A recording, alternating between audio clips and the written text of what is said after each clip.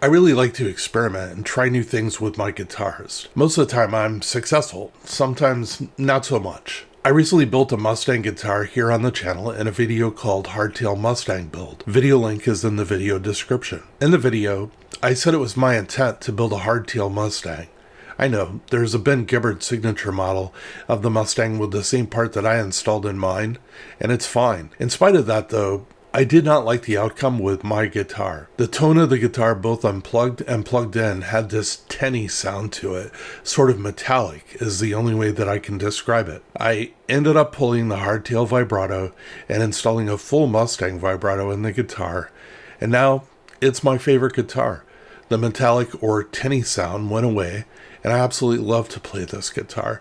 I do not use the vibrato, but the guitar was designed to work properly with this part installed, and it does. This brings us to today. I've seen a hardtail metal plate that replaces your Jazzmaster or Jaguar tremolo. I've seen this a few times in videos and on Reverb for sale. It is the exact shape of the stock Fender tremolo you would find in a Jaguar or Jazzmaster guitar. To find this part, go to Reverb and search for hardtail Jaguar, or the link to the search is in this video description. You'll find several different offerings of the hardtail plates, just like mine, as well as a gold anodized aluminum plate and a brass plate. My plate is steel that has been chrome plated.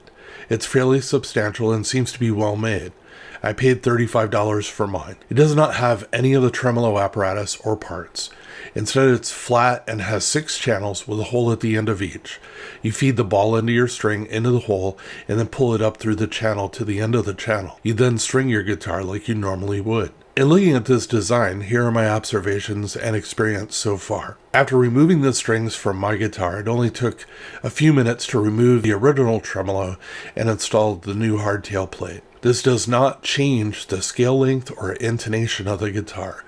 This is because the endpoint at this end of the guitar for scale length is at the top of each of the saddles on the bridge, and not at the tremolo. The angle of the string coming to the back of the bridge appears to be about the same between the hardtail plate and the original tremolo. It is a hell of a lot easier to change the strings on a guitar with this hardtail plate installed than it is with the tremolo with the wraparound tremolo bar. I found once I stretched the strings and tuned the guitar and repeated this step several times, the guitar was rock solid with tuning, much more than with the tremolo installed. I played for hours strumming really hard, and when I would check tuning every so minutes, it was always in tune. The guitar really keeps its tuning. I tried the hardtail plate on both a guitar like in the video, a modern Jaguar with modern spacing of the tremolo to bridge, that's where the tremolo is actually closer to the bridge, and also a vintage space guitar, where the tremolo is vintage space from the bridge or further, and it worked flawlessly with both.